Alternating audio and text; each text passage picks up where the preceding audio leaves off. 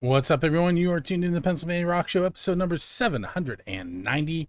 We started out with two new tracks to the show. From Scott McDonald, we heard Can't Get the Better of Me, and then we followed that up with the April Skies and the song Lights. We are coming at you on musicfromthe412.com, buildthescene.com, rootaroo.radio.com, xrpradio.co.uk out of Scotland, megarockradio.net and 107.1 FM out of St. Louis, Missouri, and our newest station, metalshop101.com. With me tonight, yeah, completely blanked. The Anxiety Effect, that's who's with me tonight. And why don't you go ahead and introduce yourself for anyone who's not familiar with you. My name is John Lockwood. I'm the vocalist for the band, The Anxiety Effect. And you guys are from what we are from it's northern part. It's a small town called Bradford, Pennsylvania. We're about an hour away from Erie, about 3 hours from Pittsburgh. I headed across the state recently, but we went kind of just straight east. Yeah, we're definitely north. We're about 15 minutes away from the New York border. So yeah, we went to University of Pennsylvania and Lehigh and Lafayette, and I forget where else we went. Oh, Bucknell. So okay, we were doing a college tour. Oh, nice. Yeah. Anyway, so you guys have a brand new single out that we're going to talk about a little bit later, and we're going to play it on the radio side of things. But you also have a show coming up in Pittsburgh later. Is it this week or next week? It's this week. It's this Friday, September 5th. And that's at SideQuest on 44th. And why don't you give us a little bit of information about that, who you're with? And it's going to be this Friday. The doors are going to open at 6. It's technically 21 and over for age-wise, unless you have a parent or guardian with you. We got invited by a band called Walking Down Main. They're out of Detroit, Michigan. And they are on like a small tour right now with a band called FivexFive out of Columbus, Ohio. The doors open at 6. The show kicks off at 7. I believe that we're opening at 7. And Pittsburgh's own Common Crown is also going to be on the bill as well. They have tickets. You can get pre-sale tickets online, or you can pay at the door as well. So you guys are at the anxietyeffect.com or .net. I did that. .net, yeah. It used to be .com, but it got hacked and they wanted ransom money for it. And I was like, no, I'm not paying that. So yeah, but yeah, it's the anxietyeffect.net. And a Common Crown, if you want to contact them for tickets, they're commoncrown.com. They're an easy one. So tell us a little bit about the process of bringing the Lost and Found to the studio. That was it's a long one. We last year we released our single called On My Own, and we were on here. I was on here talking with you about that. And then we had a bunch of we just hit a ton of brick walls. We had a couple member changes. They didn't really work out too well, but we had started writing the song with the lineup that we had last year when we released On My Own. We had a couple band members. They lived like an hour away. Schedules were not lining up, and it was just really difficult to get together. So my guitar player Rick and I, who pretty much have been sculpting all the songs from the ground up by ourselves for the last couple of years until we got a whole band together.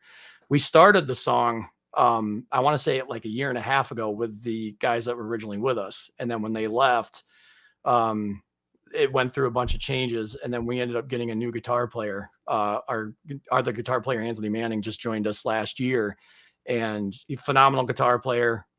He's been, his rap sheet for going on tours and being involved with small labels and whatnot is a mile long.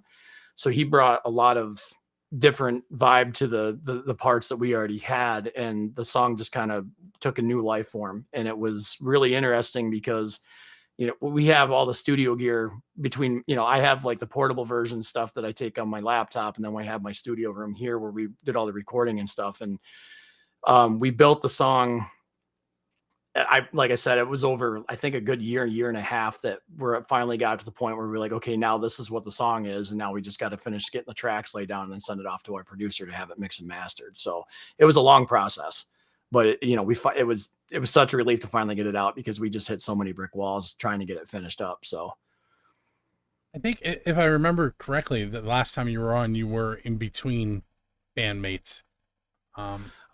We had just gotten a full group at that point. The very first time that I was on was a couple of years ago, and it was just me and my guitar player Rick were writing songs and releasing them and trying to fish some guys out that might be interested to play with us.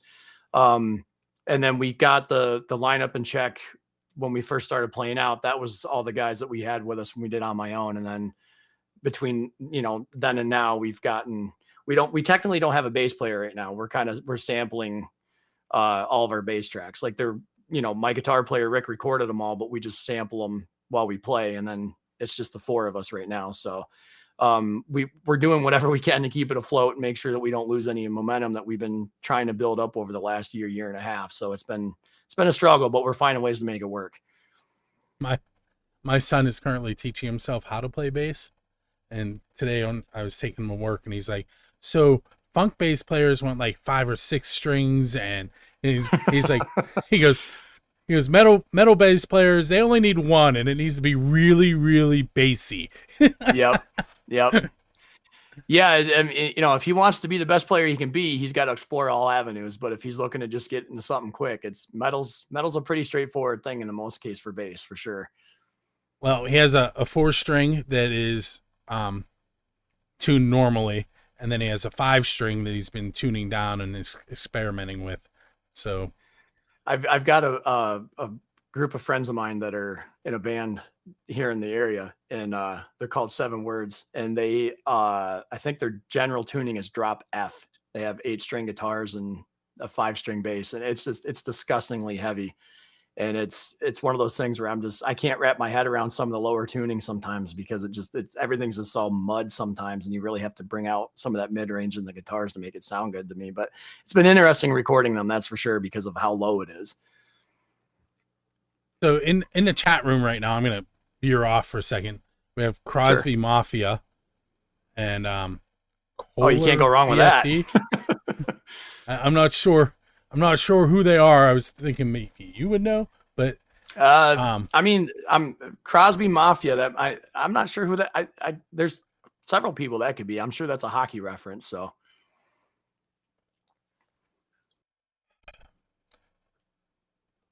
remember earlier when I said my earbuds were being weird? Yeah, I can't hear you right now. Oh, fantastic! So bear with me for just a moment. Yeah, technical difficulties. It's always fun when you're live. Maybe my headphones do not want to turn on. Yeah. Awesome. Hold that thought. Okay. Now I can hear you. Okay. Wow. It's live. Stuff like that happens. Yeah. And you can't really drown. I'm gonna plug these other headphones in though because they say. Oh, actually, I just got a message from a friend of ours named Cameron. He's the Crosby Mafia, and that it's for Crosby, PA. I guess it's not really a hockey reference, I guess. But yeah, he's a local friend of ours. Cool. And the other one says Chuck. Yep, that's Chuck Kohler. He always tunes in every time that I come on here. He's actually done a lot of really great stuff for us. He's gotten us involved in the local papers, and if he actually got us hooked up with our local radio station that we've been on a couple times, and all of our stuff is now in rotation with them. So great supporters. We have a lot of great supporters. I can't thank them enough. So I didn't press my timer button because I'm a terrible host, and if you watch my show, you'll figure that out.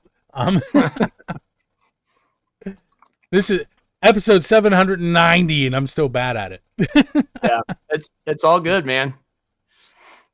So what we're gonna do, we're gonna take our first break, and I'm gonna make sure I press the correct button that will notify me that I'm out of time, and then we'll move on to our next segment. What we're going to listen to on the radio side, we're going to hear the brand new track The Lost and Found, but we're also going to go back in time and we're going to hear Roots as well, both from awesome. The Anxiety Yeah. Effect. One of my favorites to play live. I love that song. And we'll be right back.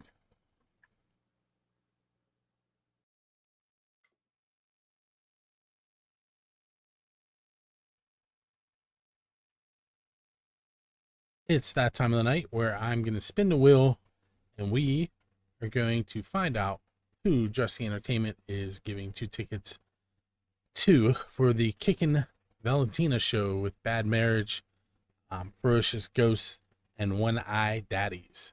That is a September 16th show. Doors are 5:30, shows at 7. It's at the Craft House. And with that said, I had 2 people sign up. Those of you that are not signing up, it's real simple. Just go to musicfrom412.com/contest and follow the directions. So we had Nikki Praza and Keith Laydig. I put their names on there a whole bunch of times. I'm going to shuffle it once, twice, 3 times, 4 times. And I'm going to go ahead and spin. And we're going to find out who is going to win those 2 tickets to see Kickin' Valentina with Bad Marriage, Ferocious Ghost, and One Eye Daddies. And that winner is Nikki Praza. Nikki, keep an eye on your email, and you will be getting a notification from Dressy Entertainment on how to get those tickets. With that said, I'm headed back to my interview with The Anxiety Effect.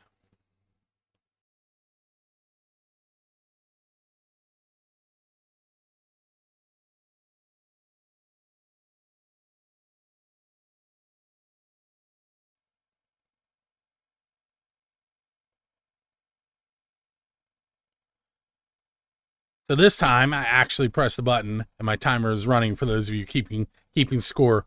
We are headed into segment number 2 with John from The Anxiety Effect. You just heard 2 of their tracks, the brand new, The Lost and the Found. And I think Roots, is that 2022 for that track? I believe it was at the very end of 2022, maybe 2023. I've since the pandemic, my time scale is just I've lost track of all kinds of stuff. But yeah, we released Visions of Doubt and Roots in the same year. Roots was just at the very end of the year. I want to say it was 2022. Hey, so this segment, I'm going to throw some of my oddball questions at you. Some of them I've asked you before. Just bear with me. Some of them hopefully will be new for you. But I do have to ask the unofficial and official questions, which I know I've asked you before, but maybe your answers have changed. The official question is, who's your Dave Grohl? And by that, I mean, if you were going to go up on stage and play somebody else's song with them, who would you want to go up with? Well, that answer I don't think has changed too much. It's just I've listened a lot of the newer bands that are out now that I would love to tour with or play at least one show with is probably in the mix now. But if I had to pick just one, I would, even though I'm probably, because the other positive of that would be I'd probably be on stage for at least 10 minutes because all their songs are 10 minutes long, but it'd be Maynard from Tool for sure. But yeah, he's been one of my biggest influences since I was a kid. And you know, Dave Grohl and Nirvana and Kurt Cobain is where I started to get into the rock and heavier music of that time period. And then it just kind of morphed into, like, you know, Soulfly and Cold Chamber and things like that. But yeah, I'd have to say Maynard from Tool would probably be the one I'd go with. And hopefully I didn't embarrass him or myself too bad because he's phenomenal and I have a lot of work to do still. So, you know, but yeah, that would be who I'd pick. So real quick, Crosby Mafia, thank you for the follow. Tool, I just told you my son's starting to play bass, and he's like, give me a song that I should learn the bass line for. I was like, Enema. Yeah, either that or Schism. That would be another one for him. That'd be a fun one for him to do too. And he watched the video and he's like, I don't think I'm ready for that. Yeah. But you know, it's a good thing to push him towards though, because you know Justin Chancellor's got some really awesome bass lines in their stuff. So. And Kohler BFD also, thank you for the follow. Hey, so the unofficial question, you probably remember, what is the best pizza you've had because you're a musician? whether it's at a show, on your way home from a show, a recording session, practice, just has to do with something to do with being a musician. Well, the only one I can really think of is when we would eat it at practice or at parties and stuff after having shows. It's a local shop here in town called Taste of Pizza. They recently switched owners and whatnot, but yeah, I used to work there when I was in high school, and they're still going strong. It's been in business for well over 35 years, and it's my go-to place if I don't want any of the commercial stuff, like your Papa John's or whatever. We don't have anything like that around here, so that would be my choice to go to. It's just a local shop here in town. We my two favorite pizza places in the area. One of them is a food truck that usually operates in the summer. They did not open this summer, and the other one was my cousin's shop, and he had two of them. One in like Cook Forest area, Okay, and the other one was a couple miles from here. Well, he closed the one a couple miles from here. So both my favorite pizza places have closed. yeah. So you got to travel now. Yeah. So my new favorite place is Perry the Pizza Man. Okay. Anyway, anyone in this area, if they've had Perry's, they understand. Right. All right. So if you were going to sit down with your a musical idol, doesn't have to be your top idol, but you get a chance to sit down and you're allowed to ask one question. Who are you going to be sitting with, and what is the one question that you're going to ask? Boy, that's a tough one. Because I think that the question would be, what should I watch out for if we're ever approached by an executive at a label or something like that? Because I know how horrible the industry is behind the curtain. If it was somebody that was if it's somebody that's still around now, I might want to talk to Aaron Lewis from Stained, but I kind of already know his thoughts on it because I just watched a podcast that he did with Tucker Carlson recently where he talked about the industry. But if I wanted to talk to somebody who like just all time that, if Kurt Cobain was still alive, I'd have a conversation with him because I think that he's one of the guys that kind of saw where the music industry was headed. And I think that played a lot of role in the stress and things that he was dealing with towards the end of his time. Cause I don't think that, they blew up so fast. I don't think that he was ready for that. And it just all the stuff that happens behind the scenes that the fans and the followers don't see. And, I think we're more aware of the greed and the horrible things that go on nowadays just because of the internet and stuff. But back then it's like, all that stuff was kind of behind closed doors. So I would probably want to ask for advice from him and kind of have him steer me in a direction if I had to say. He would be the one, because I think that he was the one that was always kind of like, I don't want this, but I do. And, the further he got into it, the more he didn't really want anything to do with it. So, yeah, I'd say he would probably be the one. Along a similar note, sort of, I remember when Lars came out and was very adamantly against all the music sharing and Napster and just sharing. And I was like, not that I was doing that, but I was like, what is his problem? He was right. Yeah. And I was another one that saw. It was one of those things like when you see some of these artists talking about and I just actually had to make a post about this the other day because the people that have been following us seem to think that just because our music is on these online streaming platforms that we're making a ton of money or we're making decent money at it. And it's like, Aaron Lewis talked about this a week ago, and it's like, he's like, I'm a Spotify billionaire, meaning I have over 1 billion plays total on Spotify. And what I have to show for it is a plaque. And, Tucker was like, you're not making any money. He's like, by the time that all the people that are in the middle take their cut, and then Spotify takes their cut and the record labels take their cut, anything that's left over has to go back to the record label for the money that they loaned me in the first place. So he's like, if I'm making any money, it's not making a dent in my bank account where I'm actually noticing like, oh my God, look at all this money I made, so there's no money to be had in it. So Napster, if you really think about it, Napster kind of kicked all that off. So in a way, Yeah, as much as I hate to admit it, Lars was right. Yep. But I don't think So anybody saw at that point in time, like, I don't think anybody could foresee, where we're at now. Cause I mean, we couldn't comprehend it just because the internet wasn't where obviously it is now. So it was definitely hard to see, but yeah, that's where it started basically. So yeah. now we're merging into the timeline with AI, where AI can make the music, and I say that knowing that I do use 2 AI images that my daughter yells at me for all the time. But Yeah. I mean, there are points of AI that I think that are helpful. Like if you're an independent artist or an independent promoter and you need something made quick, fast, or something coming up on the fly, I could see where that could become helpful. But to take away the creativity for other people, I think is where I'm kind of like, if I support this, I'm kind of taking that away from them too. So it's Mhm. it with any new technology or anything new that comes out, there's a gray area and there's pros and cons to it. I just think that we're at a different level with AI, and it's really hard to it's really hard to see, what damage could be done, and do the pros outweigh the cons because there's no regulations on it, and that's where it kind of gets scary. So I I do also use it when I create my episode information.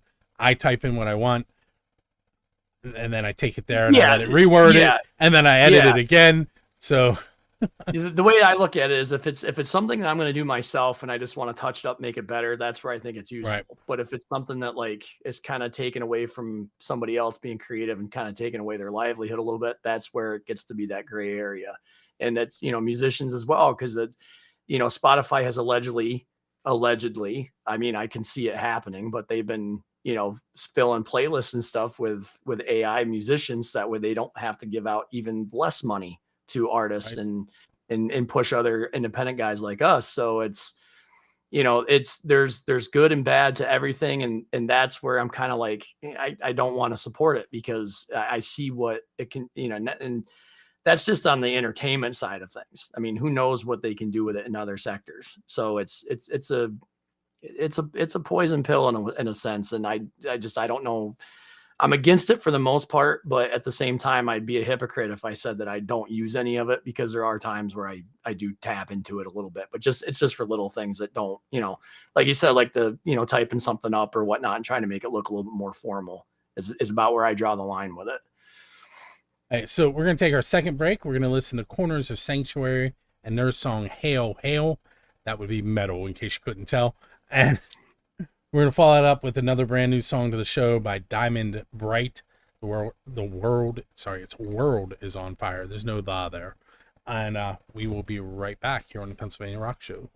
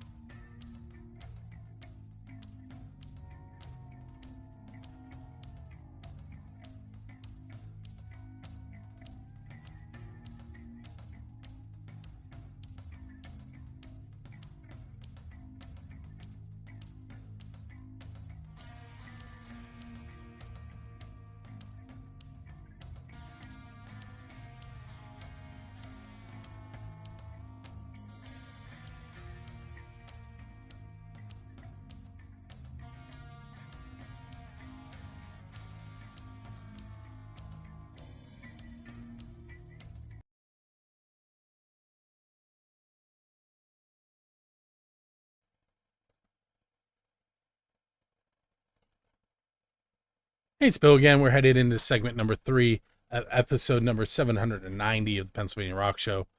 With me tonight is John Lockwood of The Anxiety Effect. We were just talking about AI, which we could probably do hours and upon Right. hours of, and create some controversy. So we're going to move away from that topic. Yes. And Sounds like a good idea. all right, so if I'm driving your tour bus and we're listening to music in between shows, Who's going to be on that playlist? Oh, is it is the playlist created by anybody in particular? You. Just me? Okay. Well, if it's just me, it could be a wide variety of stuff. If we're talking the whole band, I know Rick and I, my guitar player Rick Griesbaum and I have similar taste in a lot of the newer metalcore that's out. Our other guitar player Anthony, he's got a few years on us, and he grew up in the underground death metal and thrash metal stuff. So if it's all of us combining, I mean, it could be all kinds of different things. But if it was just me, I tend to, I mean, I can go anywhere from, I mean, I can listen to, I mean, obviously I listen to a lot of metalcore stuff. Actually the band we're playing with on Friday, Walking Down Main from Detroit, I've been listening to their stuff a lot. So they would definitely be on there. Shout out to those guys. I can't wait to play with them on Friday. It's going to be awesome. Them and 5x5. They got some good hooks. As far as the rest of it goes, I mean, like I basically a 90s kid, so it can be anywhere between Nirvana and I mean, I even tapped into country when I was a kid, so there could probably be some Garth and some George Strait in there. You know, I don't hold myself into any, I don't pigeonhole myself in any corner of music genre, but it's there. That's just there's just such a diverse amount of music out there that I think that deserves to be heard. And then there's stuff out there that's being shoved down people's throats where I'm just like, how is that? How are those getting all the attentions? Like, you know, the whole celebrity tag on stuff, you know, you get the Taylor Swift controversies and all that stuff. It's just like, stick to the music. You know, I don't care who's engaged to who or whatever. So just stick it to the music. So yeah, it's a variety of, I would say 90s country, maybe even some 80s hair metal. Cause when I was real little, that was where I got introduced to music. I had an uncle and a cousin that were in a band together. So, I mean, you know, it could go from Poison to Pantera to some of the newer stuff like Wage War, some of the I guess classic rock stuff now as I'm dating myself, but Nirvana and Foo Fighters and you know, it's a wide variety.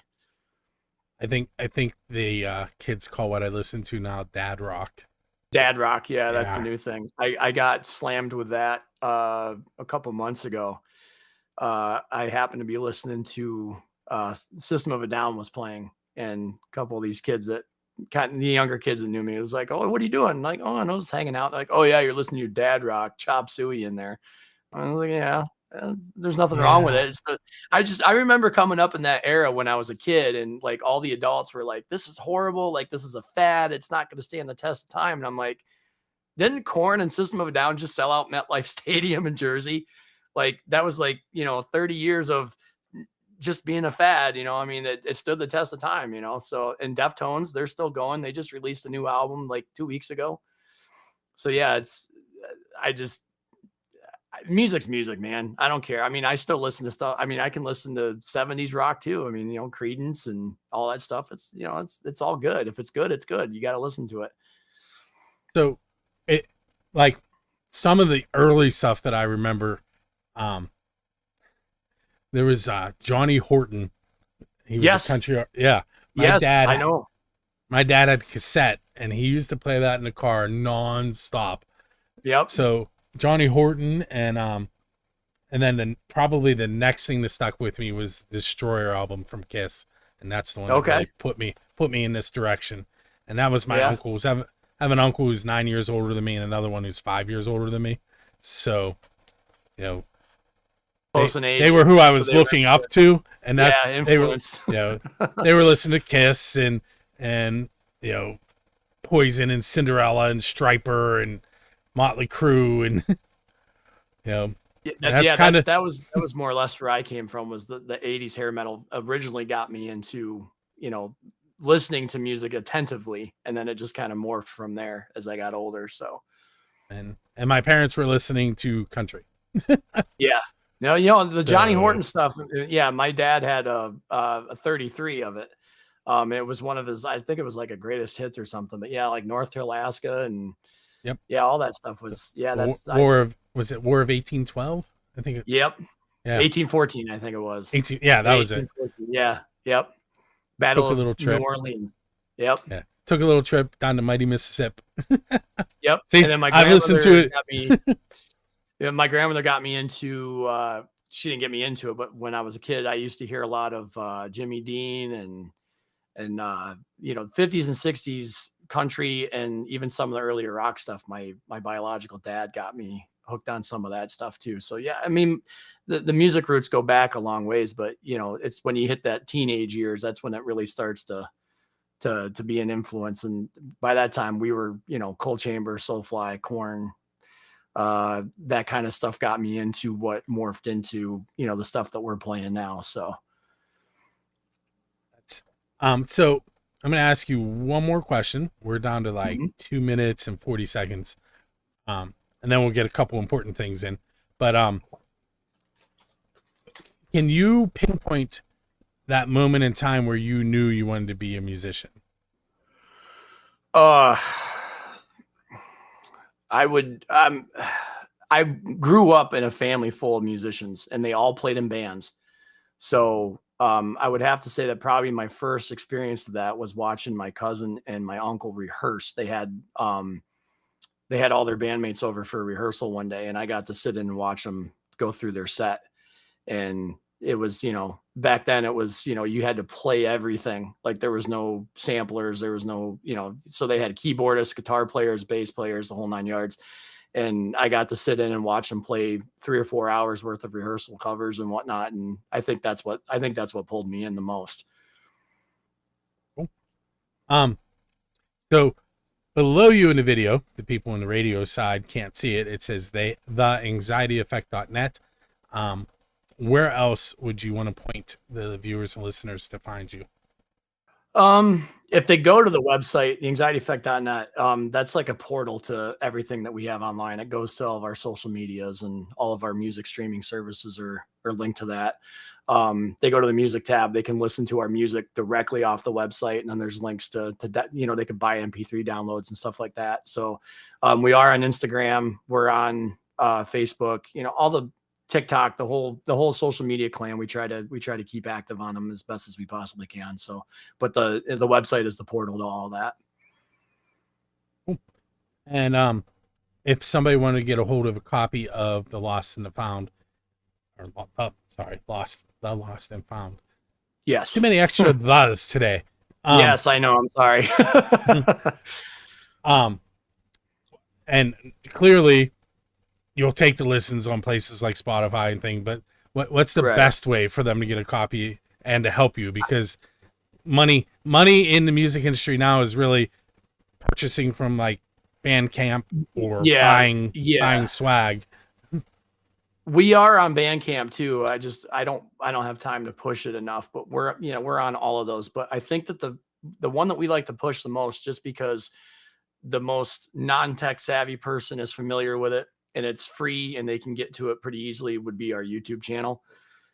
Every time we release something, it's on there. And that's kind of where we took off with that when Roots came out, because Roots has like over 10,000 plays on it now. So we try to push people to our YouTube channel the best possible, just because it's free and it's the most simple that most people know how to get to. So very cool. All right, so I want to thank you for hanging out with me tonight. And yeah, thanks for having me again. It was awesome. I love doing these. So thank you.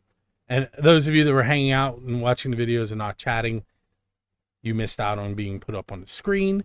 And those of you that were, Crosby Mafia and Kohler BFD, thanks for being involved in the show, and thanks for the follows again.